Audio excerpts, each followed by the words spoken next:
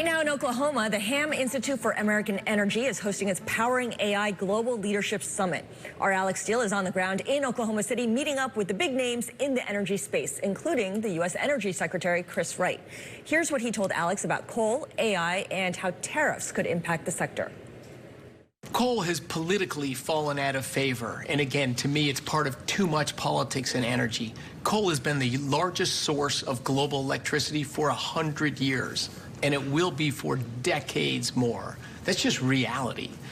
In the United States, coal has been outcompeted by natural gas, and it went from over 50% of electricity.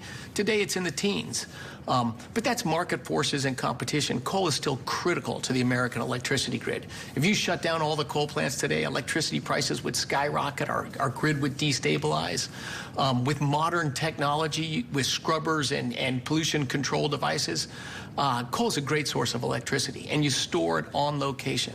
Security and energy requires diversity. So do you think that coal in the teens right now, that could grow in terms of the energy mix in the U.S., or is it not going to go away? It's probably not going to grow market share because the economics aren't there to build new coal plants. But the critical thing is to stop closing our existing coal plants. You said the hyperscalers, they weren't sure they wanted to power their things with coal. Everything they do today is powered by coal. What about coal's a sixth of our electricity grid. Every time you turn on your lights, you run your server, they run their businesses. They're powered by coal today. But the new stuff will come from different things, like maybe nuclear or gas or wind and solar rather than coal. The demand for the whole grid is, I think that's what the marketplace is telling us today. The fastest growing source of electricity in the United States by far has been natural gas. Natural gas was not a meaningful part of the electricity sector before. It's well over 40% of U.S. electricity today and growing. Natural gas probably hits 50% of U.S. electricity in the next bunch of years. But that's not politics. That's just math. That's just economics. We're here at the Harold Ham Institute to really get a sense of energy independence plus AI and how the power we have here can really power the evolution of AI. Do tariffs and uncertainty that we see on the macro sense mess that up? I think what you're seeing, the uncertainty around tariffs, that's a short-term issue.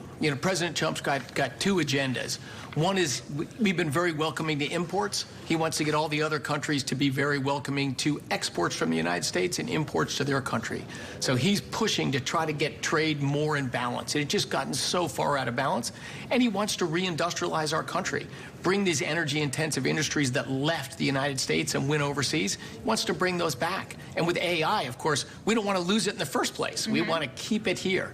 AI is just like steel or petrochemicals. It's just a very energy-intensive manufacturing industry, and most of that we shipped abroad over the last 25 years. President Trump is keen to bring back those industries.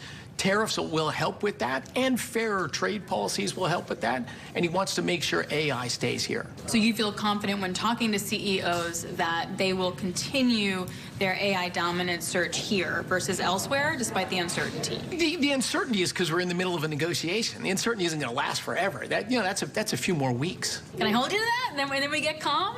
I think so. It won't be that long. It won't be that long.